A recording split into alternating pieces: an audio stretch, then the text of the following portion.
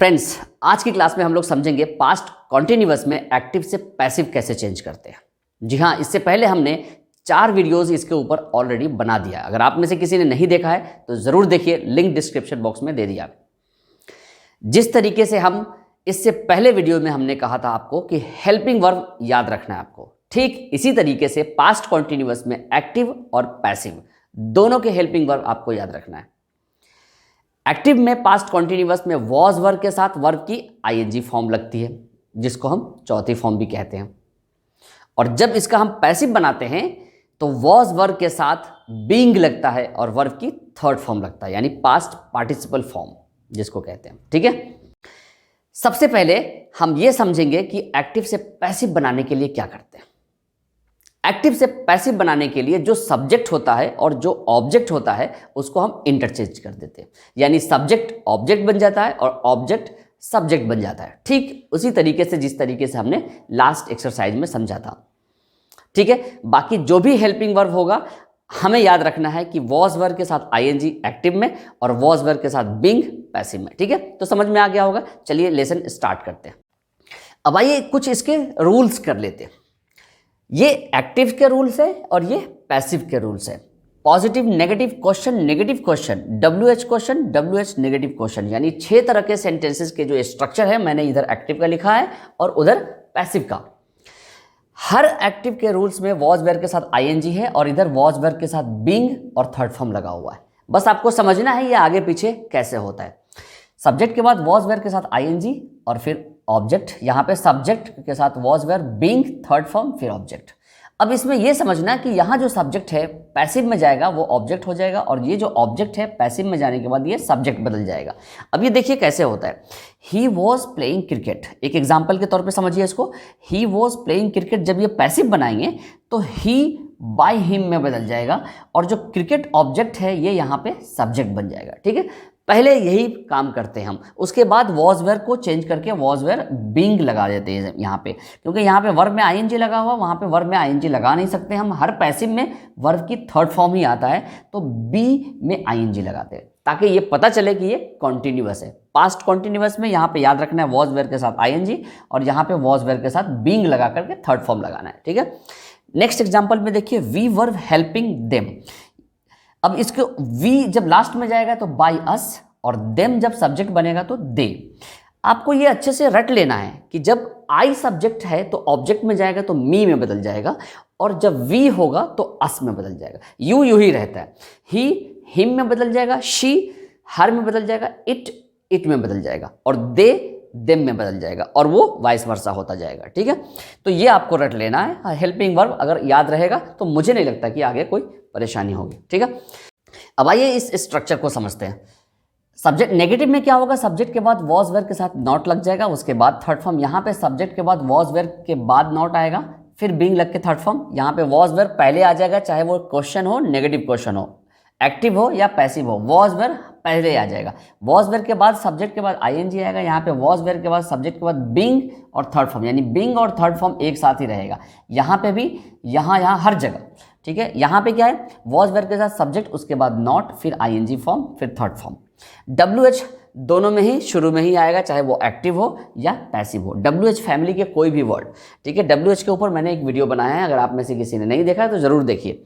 WH family के कोई भी एक वर्ड यहाँ पे, उसके बाद वॉज वर्ब में से लगाएंगे कोई एक सब्जेक्ट, फिर आईएनजी फॉर्म, फिर ऑब्जेक्ट। इसी तरीके से इसमें भी WH वॉज वर्ब में से कोई एक सब्जेक्ट, बीइंग थर्ड फॉर्म, फिर ऑब्जेक्ट। इसी तरीके से नेगेटिव सब्जेक्ट के बाद आ जाएगा, यहाँ पे भी सब्जेक्ट के बाद नेगेटिव आ जाएगा। मुझे उम्मीद है कि आपको ये स्ट्रक्चर समझ में आ गया होगा। ठीक है, चलिए अब आगे करते हैं, एक्सरसाइज सोल्व करते हैं कि कैसे एक्टिव से हम पैसिव में सेंटेंस बनाते हैं। ओके, चलिए अब आइए इन 3 एग्जाम्पल्स को समझते हैं। इन 3 एग्जाम्पल्स के जरिए हम समझेंगे कि कैसे इन एक्टिव्स को हम पैसिव में बदलते हैं और इन 3 एग्जाम्पल्स के जरिए हम समझेंगे कि इन पैसिव को कैसे हम एक्टिव में बदलते हैं। ठीक है, तो बारी बारी से एक एक करके मैं आपको ये तीनों एग्जाम्पल समझाऊंगा। मैं उम्मीद करूंगा कि आप इसको ध्यान से समझेंगे, फिर उसके बाद मुझे लगेगा कि अगर आप ध्यान से समझ लेंगे तो कोई परेशानी नहीं होगी एक्टिव से पैसिव या पैसिव से एक्टिव चेंज करने में। इसको कहते हैं वॉइस चेंज करे। यानी कभी एग्जाम में आएगा कि आप वॉइस चेंज करें, वो बताता नहीं कि ये एक्टिव है या पैसिव है, आपको खुद समझना है कि वॉज वेयर के साथ आईएनजी है तो समझना ये एक्टिव है, और वॉज वेयर के साथ बीइंग थर्ड फॉर्म है तो वो पैसिव है। कभी कभी तो वो बता देता है कि हाँ पैसिव में चेंज करेगा, लेकिन कभी कभी भी बताता नहीं है, सीधा ये लिखा रहता है कि चेंज द वॉइस। ठीक है, तो हमें दोनों आना चाहिए। अब ये करने से पहले सबसे पहले हमें सब्जेक्ट और ऑब्जेक्ट को समझना होगा। ये सेंटेंस में ये सब्जेक्ट है और ये ऑब्जेक्ट है। तो जब भी हम चेंज करते हैं पैसिव में तो सब्जेक्ट बन जाता है ऑब्जेक्ट और ऑब्जेक्ट बन जाता है सब्जेक्ट। ये काम हमें करना है सबसे पहले। एन एप्पल जब सब्जेक्ट बनेगा तो एन एप्पल ही रहेगा, एन एप्पल। और ही जब ऑब्जेक्ट बनेगा तो बाय हिम में बदल जाएगा, बाय हिम। ठीक है, अब वॉज वेयर आईएनजी है, पैसिव में जाएगा तो क्या बनेगा, वॉज वेयर के साथ बीइंग लगेगा, उसके बाद थर्ड फॉर्म हम लगाएंगे। तो एप्पल के साथ भी वॉज ही लगेगा, वॉज बीइंग लगा देंगे। An apple was being eat की third form eaten, eaten. Sentence हो जाएगा an apple was being eaten by him. अब देखिए अगला, इसमें भी यही काम करना है। आई सब्जेक्ट है और हिम ऑब्जेक्ट है, ये सबसे पहले काम करना है। तो आई जब ऑब्जेक्ट में बदलेगा तो बाय मी, और हिम जब सब्जेक्ट बनेगा तो ही। ठीक है, तो पहले इसको कर लेते हैं। ही के साथ भी वॉज ही लगेगा, ये नेगेटिव सेंटेंस है तो ही वॉज नॉट, यहां पे बीइंग लग जाएगा, बीइंग, बीट की third form beaten by me, by me. ठीक है, आगे समझ में। अब नेक्स्ट देखिए, वॉज ही ड्रिंकिंग वाटर। अब ये क्वेश्चन है, इंट्रोगेटिव। ठीक है, इसको क्या करेंगे, इसमें वॉज वेयर शुरू में भी, वॉज वेयर पैसिव में भी अगर हम बदलेंगे तो वॉज वेयर ही आएगा शुरू में। बस ये काम करना है कि ये सब्जेक्ट को ऑब्जेक्ट बनाना है और ऑब्जेक्ट को सब्जेक्ट बनाना है। ये देखिए, ही लास्ट में जाएगा तो बाय हिम हो जाएगा, और वाटर शुरू में आएगा तो वाटर ही रहेगा। तो वाटर क्या है, ये थर्ड पर्सन सिंगुलर ही है, ये अनकाउंटेबल है तो इसको हम सिंगुलर ही कंसीडर करते हैं, तो इसके साथ भी वॉज ही लगेगा, वॉज वाटर। यानी वाटर इधर आ गया, सब्जेक्ट बन गया, वॉज वाटर। आईएनजी है, यहां पे हमें बीइंग लगाना है, बीइंग। ड्रिंक की third form drunk, drunk by him, by him. ठीक है, क्वेश्चन मार्क यहां पे भी लगा दे, was water being drunk by him. ठीक है, अब ये देखिए सेंटेंस में ये वॉज वर्ब के साथ बीइंग लगा हुआ है तो समझना है कि ये पहले से ही पैसिव है। अब इसको हमें एक्टिव में बदलना है, ये काम करना है। सब्जेक्ट, सबसे पहले हमें सब्जेक्ट और ऑब्जेक्ट को पहचानना है। बाय द टीचर, ये पूरा का पूरा ऑब्जेक्ट है तो यहां पे आएगा तो द टीचर आएगा। ठीक है, तो द टीचर, द टीचर, और दे चला जाएगा उधर लास्ट में। यहां पे क्या आ जाएगा, बाय नहीं होगा, कि जब एक्टिव से हम पैसिव बदलते हैं तो बाय लिखते हैं, लेकिन जब पैसिव से एक्टिव में बदलते हैं तो बाय देम नहीं आएगा, सीधा सीधा देम आ जाएगा। पहले सेंटेंस लिख लेते हैं फिर बाद में लिख देंगे। तो द टीचर वॉज, बीइंग खत्म हो जाएगा, जब पैसिव से एक्टिव में बदलेंगे तो बीइंग खत्म हो जाएगा। स्कोल्ड की आईएनजी फॉर्म, यानी इसी में आईएनजी लग जाएगा। स्कोल्ड मतलब डांटना, स्कोल्डिंग। किसको डांट रहे थे, उन्हें, देम। ठीक है, the teacher was scolding them, they were being scolded by the teacher. तो जो ऑब्जेक्ट था ये बन गया क्या, सब्जेक्ट। यही काम एक्टिव में भी हो रहा था, एक्टिव से पैसिव बदलने में, और यही काम पैसिव से एक्टिव बदलने में भी यही काम हो रहा है। बिल्कुल। अगला सेंटेंस देखते हैं, ये नेगेटिव है। नेगेटिव में क्या होगा, वही होगा, सी हर में बदल जाएगा, और बाय हिम है तो ही में बदल जाएगा। तो ही के साथ भी वॉज ही लगेगा। नेगेटिव है तो नॉट लगा देंगे हम, नेगेटिव है नॉट। बीइंग खत्म हो जाएगा, अब्यूज में ही आईएनजी लग जाएगा, अब्यूजिंग। शी लास्ट में जाएगा तो क्या हो जाएगा, हर। तो ही वॉज नॉट अब्यूजिंग हर। यानी ये सब्जेक्ट और ऑब्जेक्ट को हमें समझना है। अगर हमें ये मिल जाएगा सेंटेंस में कि कहाँ पे सब्जेक्ट है और कहाँ पे ऑब्जेक्ट है, तो बस हमें इंटरचेंज करना है।